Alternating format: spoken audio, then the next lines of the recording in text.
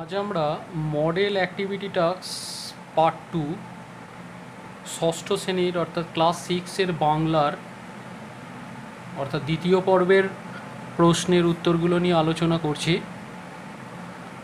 দেখো, একের দাগে কি বলেছে, নিচের প্রশ্নগুলির একটি বাক্যে উত্তর দাও। অর্থাৎ এখানে আমাদের বেশি ব্যাখ্যার প্রয়োজন নেই, যতটুকু প্রশ্নের উত্তর চেয়েছে ঠিক ততটুকুই লিখতে হবে সংক্ষিপ্ত আকারে। একের দাগের একের প্রশ্নটা কি, ও তো পথিক জনের ছাতা। এই পথিক জনের ছাতাটি কি?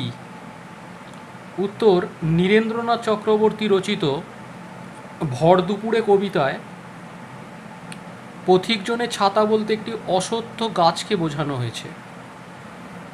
আর একবার বলি, উত্তর, নীরেন্দ্রনাথ চক্রবর্তী রচিত ভর দুপুরে কবিতায় পথিক জনের ছাতা বলতে একটি অশ্বত্থ গাছকে বোঝানো হয়েছে। একের দাগের 2, কি দেখছিলে বাইরে? এই প্রশ্নের উত্তরে শঙ্কর কি বলেছিল? উত্তর, শ্যামল গঙ্গোপাধ্যায়ের লেখা শঙ্কর সেনাপতি গল্পে উপরুক্ত প্রশ্নের উত্তরে শঙ্কর শঙ্খচিল দেখার কথা বলেছিল। আরেকবার বলি, শ্যামল গঙ্গোপাধ্যায়ের লেখা শঙ্কর সেনাপতি গল্পে উপরুক্ত প্রশ্নের উত্তরে শঙ্কর শঙ্খচিল দেখার কথা বলেছিল। একের 3, স্বপ্ন সে দেখে দিনরাত দুলে দুলে। কার স্বপ্ন দেখার কথা বলা হয়েছে? উত্তর, হাইনরিখ হাইনে রচিত পাইন দাঁড়িয়ে আকাশে নয়ন তুলি কবিতায় এখানে পাইন গাছের দুলে দুলে স্বপ্ন দেখার কথা বলা হয়েছে। হাইনরিখ হাইনে রচিত পাইন দাঁড়িয়ে আকাশে নয়ন তুলি কবিতায় এখানে পাইন গাছের দুলে দুলে স্বপ্ন দেখার কথা বলা হয়েছে। মন ভালো করা কবিতায় কবি রোদ্দুরকে কিসের সঙ্গে তুলনা করা হয়েছে? শক্তি চট্টোপাধ্যায় বিরচিত মন ভালো করা কবিতায় কবি রোদ্দুরকে মাছরাঙার গায়ের সাথে তুলনা করেছেন। শক্তি চট্টোপাধ্যায় বিরচিত মন ভালো করা কবিতায় কবি রোদ্দুরকে মাছরাঙার গায়ের সঙ্গে তুলনা করেছেন। একের 5, একটি জিনিস প্রত্যেকবারই আমাকে মৃত্যুর হাত থেকে বাঁচিয়েছে, সেটি হচ্ছে পশুদের ভাষার জ্ঞান। কে কথা বলেছেন? উত্তর, সুবিনয় রায়চৌধুরীর লেখা পশু পাখির ভাষা প্রবন্ধে এ কথাটি রিউবেন ক্যাস্টাং নামে একজন সাহেব বলেছেন। সুবিনয় রায়চৌধুরীর লেখা পশু পাখির ভাষা প্রবন্ধে এ কথাটি রিউবেন ক্যাস্টাং নামে একজন সাহেব বলেছেন। এরপর একের দাগে 6, ঘাসফড়িং কবিতায় কবির সঙ্গে ঘাসফড়িংয়ের নতুন আত্মীয়তা কখন শুরু হয়েছিল? ঘাসফড়িং কবিতায় লেখক অরুণ মিত্র ঝিরঝির বৃষ্টির পর যেই না ভিজে ঘাসে পা দিয়েছে অমনি ঘাসফড়িংয়ের সাথে আত্মীয়তা শুরু হয়েছিল। ঘাসফড়িং কবিতায় লেখক অরুণ মিত্র ঝিরঝির বৃষ্টির পর যেই না ভিজে ঘাসে পা দিয়েছে অমনি ঘাসফড়িংয়ের সাথে আত্মীয়তা শুরু হয়েছিল। কুমোরে পোকা কিভাবে মাকড়সা শিকার করে? উত্তর, কুমোরে পোকার বাসাবাড়ি প্রবন্ধে লেখক গোপালচন্দ্র ভট্টাচার্যের পর্যবেক্ষণ মতে কুমোরে পোকা একবার মাকড়সা দেখলেই ছুটে গিয়ে তার ঘাড় কামড়ে ধরে, কিন্তু একেবারে মেরে ফেলে না। শরীরে হুল ফুটিয়ে একরকম বিষ ঢেলে দেয়।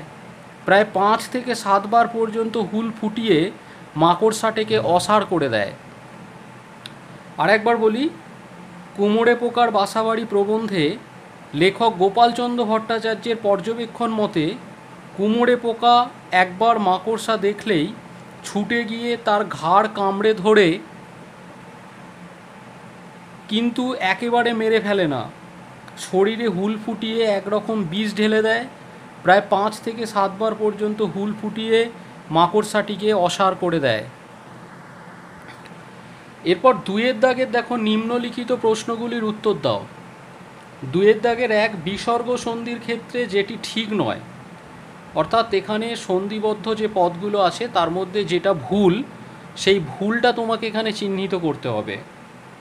অত যুক্ত এব, অতএব, ছন্দযুক্ত বদ্ধ ছন্দবদ্ধ, সরহ যুক্ত বতী সরস্বতী, নিহ যুক্ত অবধি নিরবধি। এই 4টে অপশান আছে, তার মধ্যে যেটা ভুল সেটাকে তোমাদের চিহ্নিত করতে হবে। তো আমরা এখানে ভুল যেটা হচ্ছে ছন্দযুক্ত বদ্ধ, এটা ভুল, কারণ প্রথম সূত্র অনুযায়ী যখন বিসর্গর সঙ্গে কিছু কিছু ক্ষেত্রে দেখা গেছে সন্ধি যুক্ত হয়ে গেলে ওকার হয়। এখানে ছন্দের বানান ছ দন্তন্বয়ে দয়ে ওকা হবে, ছন্দবদ্ধ, কিন্তু এই ওকাটা এখানে না থাকার জন্য এটা ভুল এখানে। তাই এই প্রশ্নের উত্তর হিসাবে আমাদের এই ছন্দযুক্ত বদ্ধ ছন্দবদ্ধ এইটা তলায় দাগ দিতে হবে বা টিক চিহ্ন দিয়ে চিহ্নিত করতে হবে। 2-এর দাগের 2 যেটি জোড় বাঁধা সাধিত শব্দ নয় সেটাকে চিহ্নিত করতে হবে। এখানে জোড় বাঁধা সাধিত শব্দ বলতে আমরা কি বুঝি?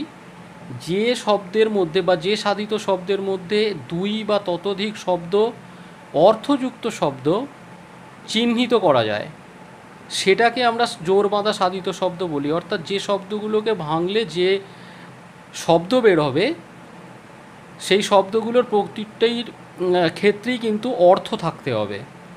যেমন ধরো দশানন, দশ আর আনন দুটোরই অর্থ আছে। দশ মানে একটা সংখ্যা, আনন মানে মুখ। তেলে মানে আছে ভাজাও মানে আছে, সিংহ মানে আছে আসন মানে আছে। কিন্তু দয়াময় শব্দটাকে ভাঙলে আমরা কিন্তু দুটো অর্থপূর্ণ শব্দ পাবো না। তাই এখানে জোড় বাঁধা সাধিত শব্দ নয় হিসাবে আমরা দয়াময় এটাকে চিহ্নিত করব। আর বিসর্গ সন্ধির ফলে বিসর্গ রূপান্তরিত হয়ে লুপ্ত হয়েছে এমন দুটো উদাহরণ দাও। একটু বুদ্ধি খাটালে দেখো আমরা এই প্রশ্নের এইখান থেকেই উত্তরগুলো পেয়ে যাব। অতএব এখানে দেখো সন্ধিগুলো লুপ্ত হয়ে গেছে যুক্ত হওয়ার সঙ্গে সঙ্গে। তবুও আমি আরও দুটো উত্তর আলাদা হিসাবে লিখে দিচ্ছি। একটা দেখো মন যুক্ত রস, মনো রস, আর নি যুক্ত ছিদ্র, নিশ্ছিদ্র।